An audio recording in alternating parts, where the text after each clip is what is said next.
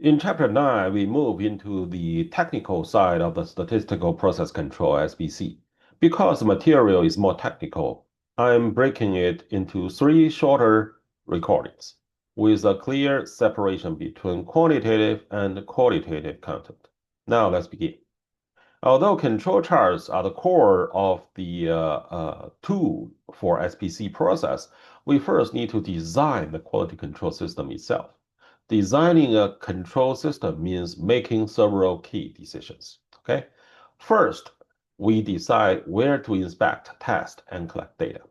Measurement points are often placed where responsibility change hands, such as incoming materials between the vendor and the manufacturer, or finished goods between the manufacturer and the customer. Within this process, steps that are more variable or risky are also good candidates for closer monitoring. Second, we decide what to measure.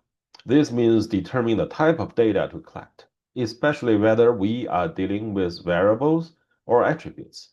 Based on these decisions, we choose the appropriate control chart for each location. Different situations may require different charts.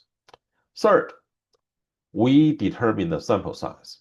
Larger samples provide better information but increase costs. Testing and data collection always consume resources, so we must balance data quality with expense. There are economic and probability models for this decision, but those are beyond our scope. For now, just remember that the sample size must be chosen carefully. Finally, we consider implementation, especially who performs the inspection. For routine monitoring, it is often better for operators to do it by themselves. This reduces the need for additional personnel and support employee involvement. Okay? We want to motivate or encourage employees' involvement such that we can run continuous improvement, right? So they are the guys who's responsible for that step. They monitor it by themselves, and therefore they can consider more about the possible potential improvement. Okay?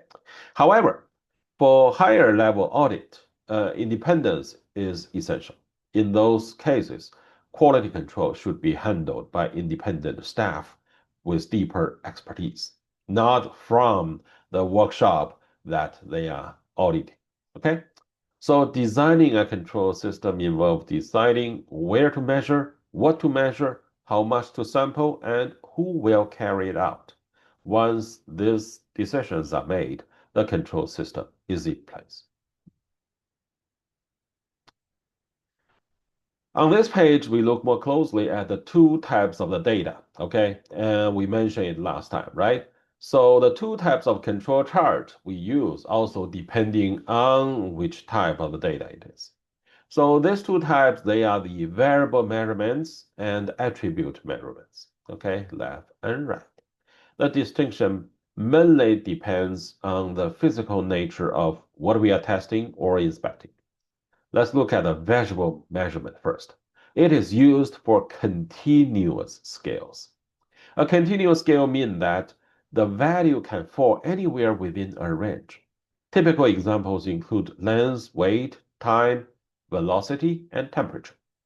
Within any given interval, there are infinitely many possible values. You cannot count them one by one. Okay? That is a key feature of what we call continuous data. In business setting, this might involve measuring the dimensions of a part, the weight of packaged food, or the time required to complete a task. Okay? Now look at the attribute.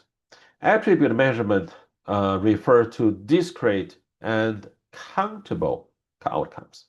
The result can be counted as 1, 2, 3, and so on. For example, good versus bad, pass versus fail. There are only two possible outcomes, so they are clearly countable.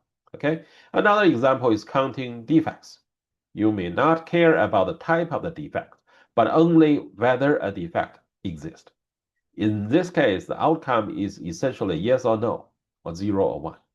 Sometimes we count the number of defects within a specific unit, such as per 100 square feet of carpet, how many defects. They may be different, but one is counted as one, okay? The key idea is that results are countable. In business practice, attribute data include determining whether a laptop is defective or not, whether a data entry is correct or incorrect, counting the number of customer complaints per day. Even if the number is large, such as 87 or 107 complaints, it's still countable and therefore discrete.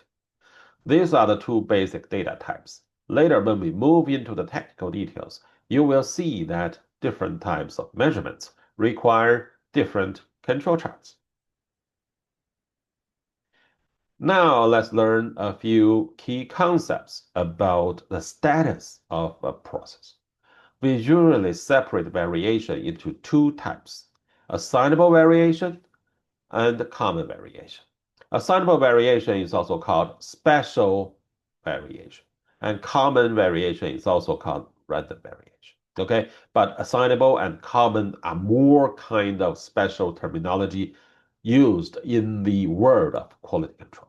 Okay, assignable variation can be identified and traced to specific causes. We know what is driving the variation, and if necessary, we can correct it. The cause may be a machine, maybe an operator, maybe the material, or maybe other special specific factor. Because the reason is identifiable, this type of variation can usually be addressed or reduced. On the other hand, common variation, random variation, refers to the normal, acceptable level of variation in the process. It's caused by many small factors that are difficult or even impossible to identify individually. We can observe the variation, but we do not know exactly what caused it. In general, this random variation falls within plus or minus 3 sigma around the mean. Because the cores are unclear, we cannot eliminate this variation unless we redesign or overhaul the entire process. Another important concept is a state of a process. We describe a process as being in control or out of control. Obviously, we prefer a process to be in control. Every process has some random variation, and that cannot be removed. A process is considered in control when all assignable variation has been identified and eliminated, and the remaining variation is only due to random causes. Then we call it in control. One point to clarify is that if a workstation is extremely stable and shows almost no variation, then strict quality control at this point may not be necessary. In practice, we focus our monitoring on areas with higher variation and higher risk of defects. If you look at the example on the right-hand side in the photo, you can imagine several sources of assignable variation. The operator's tool, okay, the tool may be worn out or broken. The incoming material, okay, the incoming material from a supplier may have quality problems. The operator may not be well trained and may use improper methods. All of these are identifiable causes and therefore assignable variation. At the same time, there are many small factors that are difficult to control, such as the temperature of the workshop, humidity, and the floor vibration, etc., and other environmental conditions. These contribute to normal random variation. Together, these factors explain why every process shows some degree of natural fluctuation.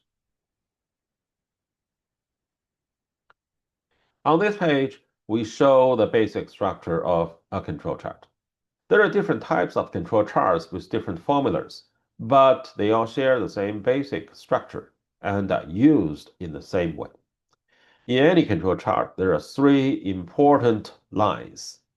The green line in the middle is the center line.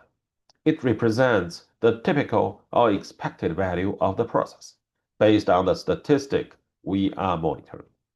it does not have to be exactly centered between the two control limits. The distance to the upper control limit may be, maybe different from the distance to the LCL. But the center line always represents the average performance of the process. Then there are these two red lines I already mentioned. The upper one is called upper control limit, UCL. The lower one is called the lower control limit, LCL.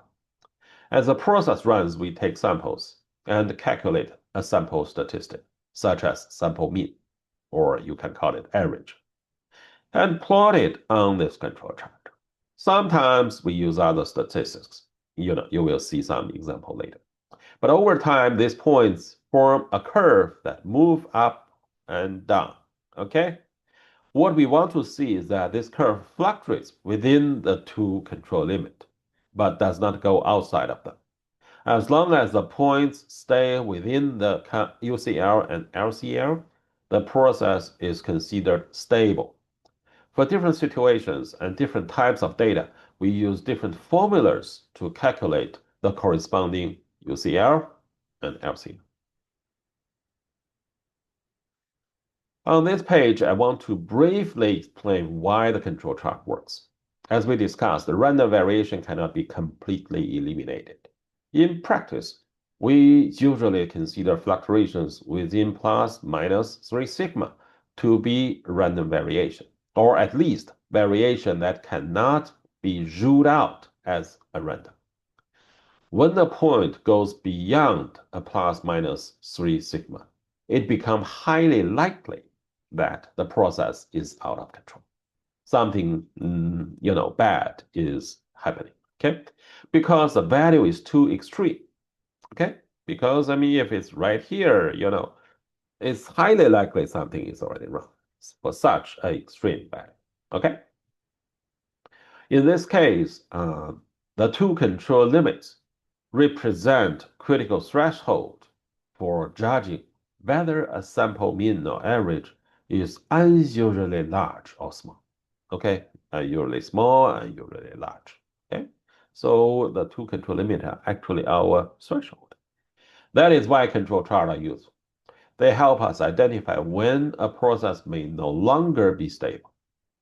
However, you may wonder whether a normal process, if we say this bell curve is a whole normal process, occasionally, it still can produce an extreme value. So yeah, maybe 1% of the chance, but it happens every once in a while, okay?